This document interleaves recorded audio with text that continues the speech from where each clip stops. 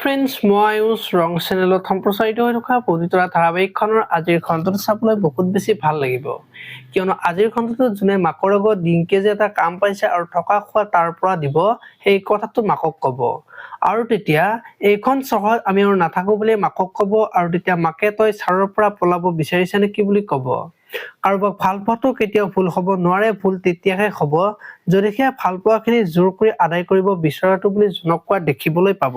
আজিৰ খণ্ডটোত অকিৰণৰ মাক বেদৰহঁতৰ ঘৰলৈ যাব আৰু তেতিয়া দেউতাকৰ আগত হাতযোৰ কৰি ক্ষমা বিচাৰিব, আৰু বেদৰ সেই দুৰ্ভগীয়া মাতৃজনী ময়ে বুলি ক'ব, আৰু তেতিয়া দেউতাক আচৰিত হৈ পৰিব আৰু সেইখিনি সময়তে বেদ আহিব। আৰু মাকে বেদক তুমি মোৰ ল'ৰা পৰিস্থিতিত পৰি তোমাক মই সৰুতে আঁতৰত ৰাখিছিলো, কিন্তু সময়ে কেনেকৈ আমাক ওচৰ চপাই আনিলে বুলি বেদক কোৱা দেখিবলৈ পাব। এইফালে আকৌ বেদয়ে যি দেউতাই বাৰু মোক এইটো কথাই ক'ব বিচাৰিছিল নেকি বুলি ভাবি থাকিব, আৰু অকিৰণক চন্দিকাই চাই দিয়া ছোৱালীজনীয়ে কিবা এটা ৰান্ধি খুৱাব বুলি ক'ব।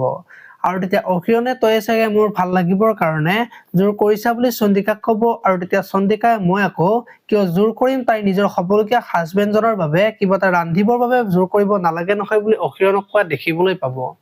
আপোনালোকে পবিতৰা ধাৰাবাহিকখন চাই কেনেকুৱা পায় কমেন্ট কৰি জনাব, আৰু যদি আপোনালোকে এতিয়ালৈকে চেনেলটো ছাবস্ক্ৰাইব কৰা নাই তেতিয়াহ'লে চেনেলটো ছাবস্ক্ৰাইব কৰি ভিডিঅ'টোত এটা লাইক কৰি দিব। ধন্যবাদ।